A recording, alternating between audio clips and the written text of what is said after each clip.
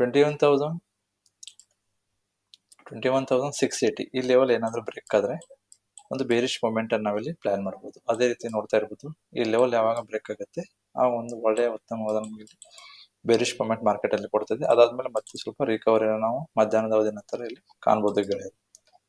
Market ಇವತ್ತು flat open ಆಗುತ್ತೆ. ಅದೇ ಫ್ಲಾಟ್ ಓಪನ್ ಆಗ್ತಿದ್ದಾಗ ನಾವು ಫಸ್ಟ್ 2-3 ಕ್ಯಾಂಡಲ್ಸ್ ಅಲ್ಲಿ ಒಂದು ಇಂಡಿಕೇಶನ್ ಅನ್ನು ಕೊಡುತ್ತದೆ. ಮಾರ್ಕೆಟ್ ಅಲ್ಲಿ ಯಾವುದೇ ರೀತಿಯಂಥದ್ದು ಸ್ಟ್ರಾಂಗ್ ಬೇಯರ್ಸ್ ಇಲ್ಲಿ ಇಲ್ಲ.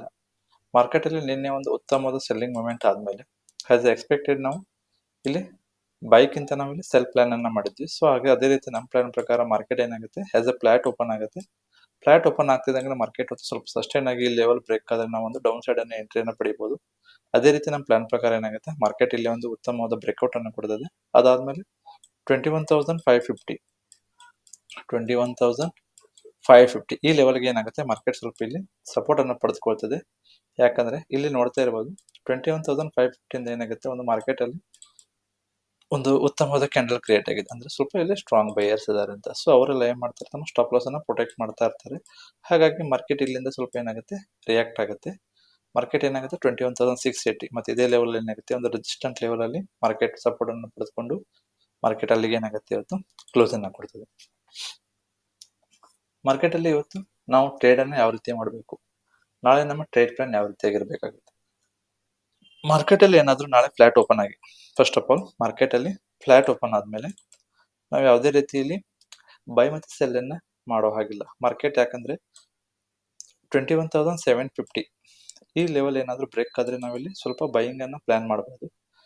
21,550 ಈ ಲೆವೆಲ್ ಏನಾದ್ರೂ ಬ್ರೇಕ್ ಆದಾಗ ನಾವಿಲ್ಲಿ ಸೆಲ್ ಸೈಡ್ ಅಲ್ಲಿ ಪ್ಲಾನ್ ಅನ್ನ ಮಾಡಬೇಕಾಗುತ್ತೆ ಬೇರೆ.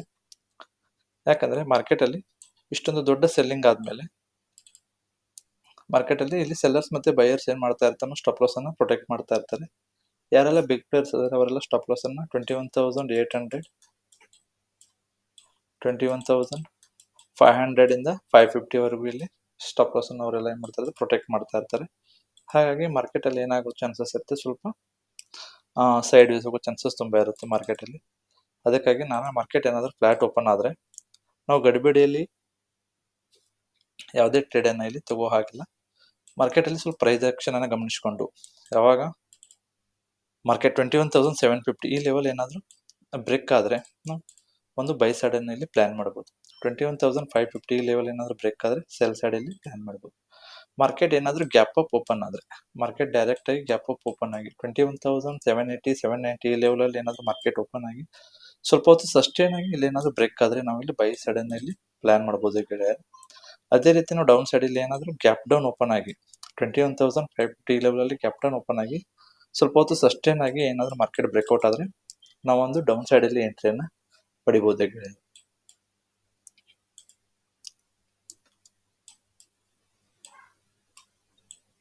ಈಗ ಬ್ಯಾಂಕ್ ನಿಫ್ಟಿಲಿ ನೀವು ನೋಡ್ತಾ ಇರಬಹುದು, ನಿಫ್ಟಿಗಿಂತ ಇವತ್ತು ಬ್ಯಾಂಕ್ ನಿಫ್ಟಿಲಿ ಒಂದು ಉತ್ತಮವಾದ ಬೇರಿಶ್ ಮೂಮೆಂಟ್ ಅನ್ನ ಕೊಡ್ತಿದೆ. ಯಾಕಪ್ಪ ಅಂದ್ರೆ ಬ್ಯಾಂಕ್ ನಿಫ್ಟಿಯಲ್ಲಿ ಇವತ್ತು 48,000 ಇದೊಂದು ರೌಂಡ್ ನಂಬರ್ ಆಗಿರೋದ್ರಿಂದ ಈ 48,000 ಈ ಲೆವೆಲ್ ಯಾವಾಗ ಬ್ರೇಕ್ ಆಗುತ್ತಲ್ಲ ಮಾರ್ಕೆಟ್ ಅಲ್ಲಿ ಏನಾಗುತ್ತೆ ಒಂದು ಉತ್ತಮವಾದ ನಮಗೆ ಬೇರಿಶ್ ಮೂಮೆಂಟ್ ಇಲ್ಲಿ ಕಂಡು ಬರ್ತದೆ. ಸೊ ಯಾರೆಲ್ಲ ಇಲ್ಲಿ ಪಿ ಎನ ಬೈ ಮಾಡಿದ್ದಾರೆ ಅಥವಾ ಸಿ ಎನ ಸೆಲ್ ಮಾಡಿರ್ತಾರೆ ಅವರೆಲ್ಲ ಒಂದು ಉತ್ತಮವಾದ ಪ್ರಾಫಿಟ್ ಅನ್ನ ಇಲ್ಲಿ ಪಡೆದುಕೊಂಡಿರ್ತಾರೆ. ನಿಫ್ಟಿಯಲ್ಲಿ ಮಧ್ಯಾಹ್ನದ ಅವಧಿ ನಂತರ ಸ್ವಲ್ಪ ರಿಕವರಿ ಕಂಡ್ರು ಕೂಡ ಬ್ಯಾಂಕ್ ನಿಫ್ಟಿಯಲ್ಲಿ ಯಾವುದೇ ರಿಕವರಿ ನಮಗೆ ಇಲ್ಲಿ ಕಂಡು ಬರಲ್ಲ. ಹಾಗಾಗಿ ಮಾರ್ಕೆಟ್ ಅಲ್ಲಿ ಇಲ್ಲಿ ಬ್ಯಾಂಕ್ ನಿಫ್ಟಿಯಲ್ಲಿ ಒಂದು ಉತ್ತಮವಾದ ಬೇರಿಶ್ ಮೂಮೆಂಟ್ ನಮಗೆ ಇಲ್ಲಿ ಕಂಡು ಬರ್ತದೆ. ಸೊ ನಾಳೆ ನಮ್ಮ ಟ್ರೇಡ್ ಪ್ಲಾನ್ ಯಾವ ರೀತಿಯಾಗಿ ಇರಬೇಕಾಗುತ್ತೆ, ಮಾರ್ಕೆಟ್ ಅಲ್ಲಿ ಇಷ್ಟೊಂದು ಸೆಲ್ಲಿಂಗ್ ಮೂವ್ಮೆಂಟ್ ಆದ್ಮೇಲೆ ನಾವಿಲ್ಲಿ ಬೈ ಸೈಡ್ ಅನ್ನ ಪ್ಲಾನ್ ಮಾಡೋ ಹಾಗಿಲ್ಲ. ಬೈ ಸೈಡ್ ನಮ್ಮ ಪ್ಲಾನ್ ಯಾವಾಗ ಇರ್ಬೇಕಂದ್ರೆ 48,200 ಈ ಲೆವೆಲ್ ಏನಾದ್ರೂ ಈ ಲೆವೆಲ್ ಅಲ್ಲಿ ಮಾರ್ಕೆಟ್ ಏನಾದ್ರೂ ಬಂದು ಸಸ್ಟೈನ್ ಆಗಿ ಈ ಲೆವೆಲ್ ಬ್ರೇಕ್ ಆದ್ರೆ ನಾವು ಇಲ್ಲಿ ಬೈ ಸೈಡ್ ಅನ್ನ ಪ್ಲಾನ್ ಮಾಡಬಹುದು. ಮಾರ್ಕೆಟ್ ಅಲ್ಲಿ ಆಸ್ ಎ ಫ್ಲಾಟ್ ಓಪನ್ ಆಗಿ ಏನಾದ್ರೂ ಇಲ್ಲಿ ಬ್ರೇಕ್ ಆದ್ರೆ ನಾವಿಲ್ಲಿ ಡೌನ್ ಸೈಡ್ ಅನ್ನ ಎಂಟ್ರಿ ಮಾಡಬಹುದು ಗೆಳೆಯರೆ. 47,500 ಮತ್ತೆ 47,400 ಈ ಲೆವೆಲ್ ವರೆಗೂ ನಾವು ಸ್ವಲ್ಪ ಡೌನ್ ಸೈಡ್ ಅಲ್ಲಿ ಪ್ಲಾನ್ ಅನ್ನ ಮಾಡಬಹುದು ಗೆಳೆಯರೆ. ಮಾರ್ಕೆಟ್ ಅಲ್ಲಿ ಏನಾದ್ರೂ ಗ್ಯಾಪ್ ಅಪ್ ಓಪನ್ ಆದ್ರೆ ಮಾರ್ಕೆಟ್ ಅಲ್ಲಿ ಏನಾದ್ರೂ ಡೈರೆಕ್ಟ್ ಆಗಿ ಗ್ಯಾಪ್ ಅಪ್ ಓಪನ್ ಆದ್ರೆ ಈ ಲೆವೆಲ್ ಅಲ್ಲಿ ಏನಾದ್ರೂ ಗ್ಯಾಪ್ ಅಪ್ ಓಪನ್ ಆದ್ರೆ ಸೊ ಸ್ವಲ್ಪ ಹೊತ್ತು ನಾವು ಸಸ್ಟೈನ್ ಆಗಿ ಇಲ್ಲಿ ಬ್ರೇಕ್ ಆದ್ರೆ ಏನ್ ಮಾಡಬಹುದು, ಒಂದು ಬೈ ಸೈಡ್ ಅನ್ನ ಇಲ್ಲಿ ಪ್ಲಾನ್ ಮಾಡಬಹುದು. ಅಥವಾ ಮಾರ್ಕೆಟ್ ಅಲ್ಲಿ ಸೆಕೆಂಡ್ ಗೆಳೆಯರೆ.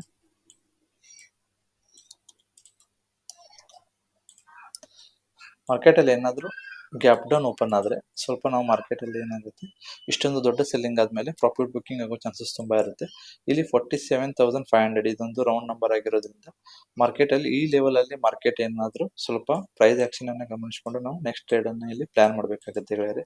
ಇಷ್ಟೊಂದು ದೊಡ್ಡ ಮಟ್ಟದ ಸೆಲ್ಲಿಂಗ್ ಆದಮೇಲೆ ಸ್ವಲ್ಪ ಪ್ರಾಫಿಟ್ ಬುಕ್ಕಿಂಗ್ ಮಾರ್ಕೆಟಲ್ಲಿ ಆಗೋ ಚಾನ್ಸಸ್ ಇರುತ್ತೆ. ಸೊ ಹಾಗಾಗಿ ನಾವು ಗಡಿಬಿಡಿಯಲ್ಲಿ ಗ್ಯಾಪ್ ಡೌನ್ ಆದಾಗ ಸ್ವಲ್ಪ ಸೆಲ್ ಸೈಡಲ್ಲಿ ನಾವು ಪ್ಲ್ಯಾನನ್ನು ಮಾಡೋ ಹಾಗಿಲ್ಲ. ಸ್ವಲ್ಪ ವೇಟ್ ಮಾಡಿ ಪ್ರೈಸ್ ಆ್ಯಕ್ಷನನ್ನು ನೋಡಿಕೊಂಡು ನಾವಿಲ್ಲಿ ಟ್ರೇಡನ್ನು ತಗೋಬೋದು ಗೆಳೆಯರೆ. ಸೊ ಈಗ ಆಸ್ ಎ ಪ್ಲಾನ್ ಪ್ರಕಾರ ಬ್ಯಾಂಕ್ ನಿಫ್ಟಿಯಲ್ಲಿ ಫ್ಲಾಟ್ ಓಪನ್ ಆಗಿ ಏನಾದರೂ ಸ್ವಲ್ಪ ಬ್ರೇಕ್ ಆದರೆ ಇಲ್ಲಿ ನಾವು ಡೌನ್ ಸೈಡನ್ನು ಎಂಟ್ರಿ ಪಡಿಬೋದು. ಮಾರ್ಕೆಟಲ್ಲಿ ಫ್ಲಾಟ್ ಓಪನ್ ಆಗಿ ಏನಾದರೂ ಇಲ್ಲಿ ಅಪ್ ಸೈಡಲ್ಲಿ ನಾವು ಎಂಟ್ರಿ ಪಡಿಬೇಕಾದ್ರೆ ನಾವು 48,000 ಇಂದ 48,200 ಈ ಲೆವೆಲ್ ಯಾವಾಗ ಬ್ರೇಕ್ ಆಗುತ್ತೆ ಅವಾಗ ನಾವಿಲ್ಲಿ ಬೈ ಸೈಡನ್ನು ಪ್ಲಾನ್ ಮಾಡಬೇಕಾಗುತ್ತೆ. ಇಲ್ಲಾಂದ್ರೆ ಮಾರ್ಕೆಟಲ್ಲಿ ಇನ್ ಬಿಟ್ವೀನ್ ಏನೋ ಸೈಡ್ ವೇಸ್ ಆಗೋ ಚಾನ್ಸಸ್ ತುಂಬ ಇರುತ್ತೆ. ಸೊ ಹಾಗಾಗಿ ವಾಲಟಿಲಿಟಿಯಲ್ಲಿ ನಮ್ಮ ಸ್ಟಾಪ್ ಲಾಸ್ ಟ್ರಿಗರ್ ಆಗೋ ಚಾನ್ಸಸ್ ತುಂಬ ಇರುತ್ತೆ. ಹಾಗಾಗಿ 48,200 ಮತ್ತು 47,700 ಈ ಲೆವೆಲ್ ಏನಾದರೂ ಬ್ರೇಕ್ ಆಗಿ ನಾವೊಂದು ಡೌನ್ ಸೈಡನ್ನು ಇಲ್ಲಿ ಎಂಟ್ರಿ ಪಡಿಬೋದು. ಸೊ ಇಲ್ಲಿ 48,200 ಈ ಲೆವೆಲ್ ಬ್ರೇಕ್ ಆದರೆ ನಾವೊಂದು ಬೈ ಸೈಡ್ ಇಲ್ಲಿ ಪ್ಲಾನನ್ನು ಮಾಡಬಹುದು ಈಗ.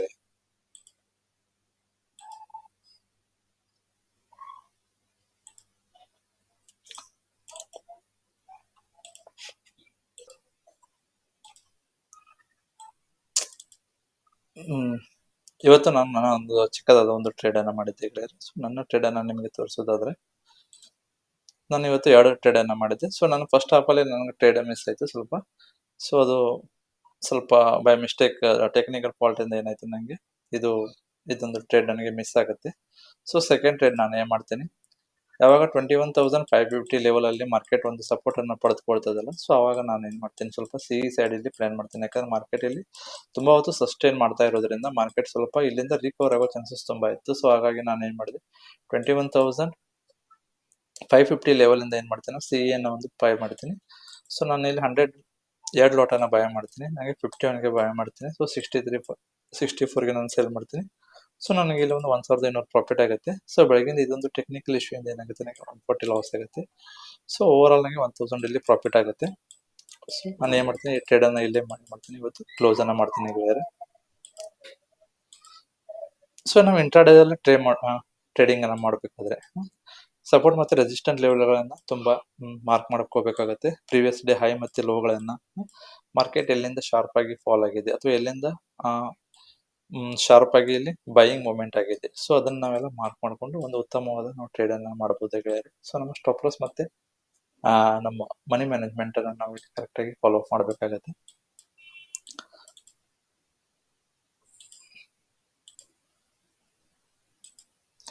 ಸೊ ಒಂದ್ಸಲ ಎಲ್ಲರಿಗೂ ಒಂದ್ಸಲ ರಿಕಾಲ್ ಮಾಡಿಬಿಡ್ತೀನಿ.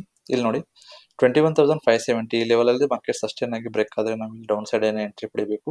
21,750 ಈ ಲೆವೆಲಲ್ಲಿ ಮಾರ್ಕೆಟ್ ಏನಾದರೂ ತುಂಬ ಹೊತ್ತು ಸಸ್ಟೈನ್ ಮಾಡಿ ಇಲ್ಲಿಂದ ಬ್ರೇಕ್ಔಟ್ ಆದರೆ ಸೊ ಈ ಲೆವೆಲಲ್ಲಿ ನಾವು ಬೈ ಸೈಡ್ ಅನ್ನು ಎಂಟ್ರಿಯನ್ನು ಮಾಡ್ಬೋದು. ಇನ್ ಬಿಟ್ವೀನ್ ನಾವು ಯಾವುದೇ ರೀತಿಯಿಂದ ಟ್ರೇಡನ್ನು ಇಲ್ಲಿ ತೆಗೆದುಕೊಳ್ಳೋ ಹಾಗಿಲ್ಲ ಗೆಳೆಯರೆ. ಅದಾದ್ಮೇಲೆ